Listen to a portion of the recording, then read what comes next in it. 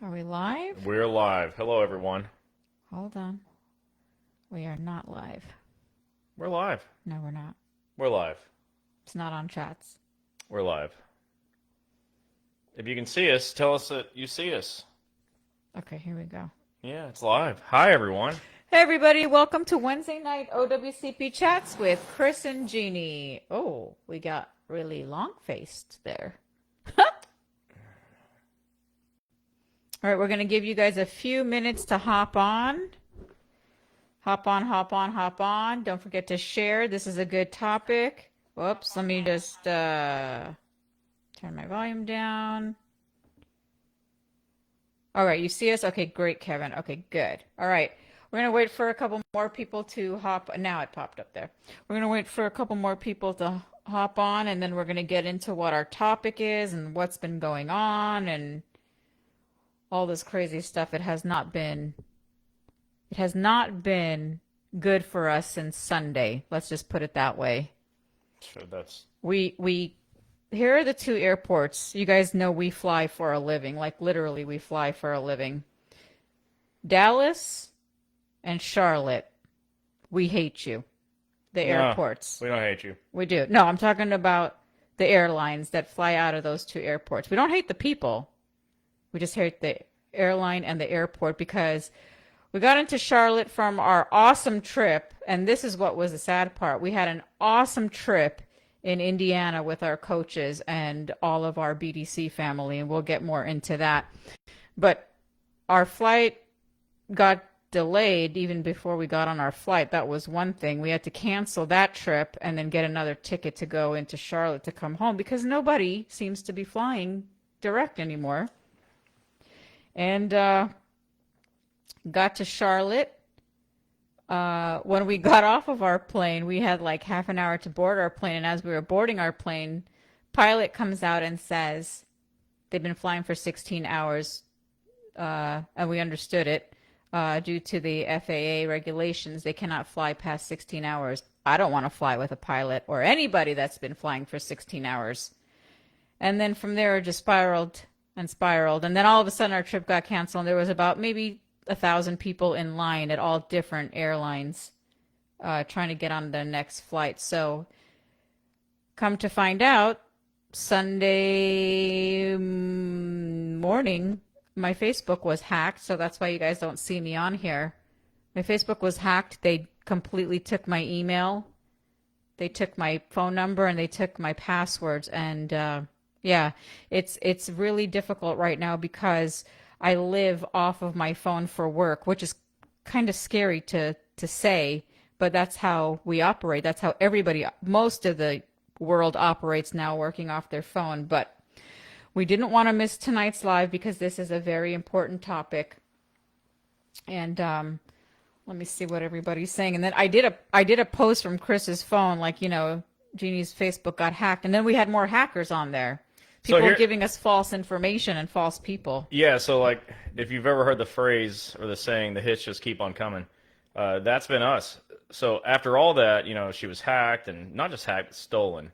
Like having your Facebook account stolen, it's like having someone break into your house, right? Except for at least if they break into my house, I can do something about it. Here, it's somebody in like Vietnam, and there's not a damn thing we can do. So even Facebook doesn't have a way. And Facebook, if you're listening, since we're live on Facebook, Meta, if you're listening, maybe get some live people to talk to. Yeah, it's very.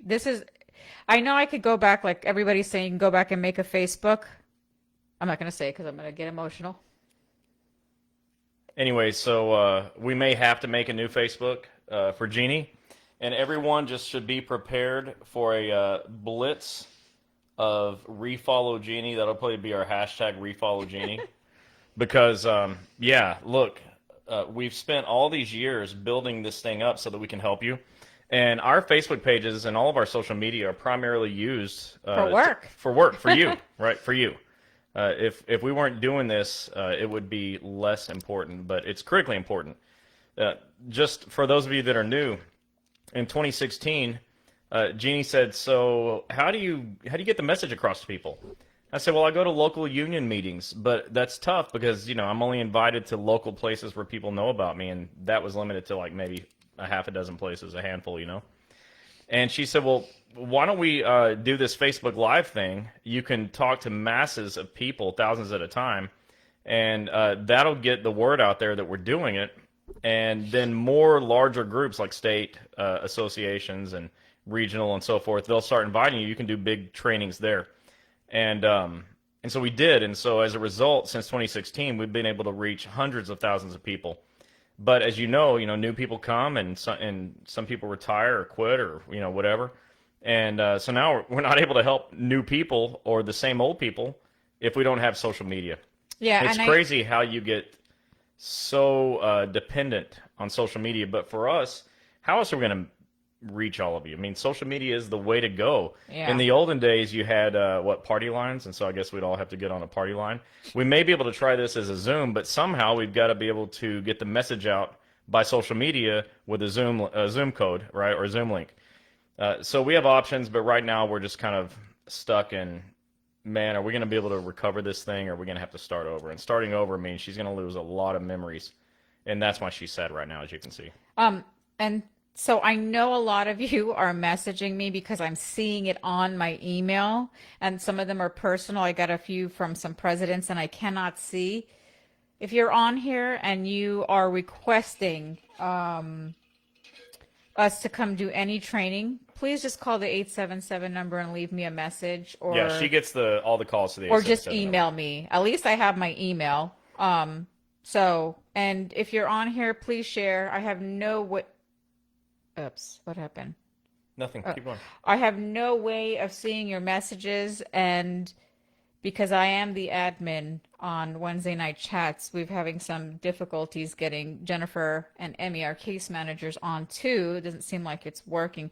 But please share. Tell your coworkers to hop on. So tonight's chat, what we're going to talk about is how to protect your job when you're hurt at work. And I know we go over this in detail with different forms, but Chris has a few little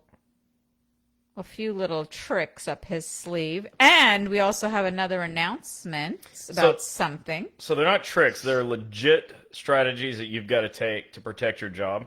I teach this, that there's 3 reasons claims aren't accepted.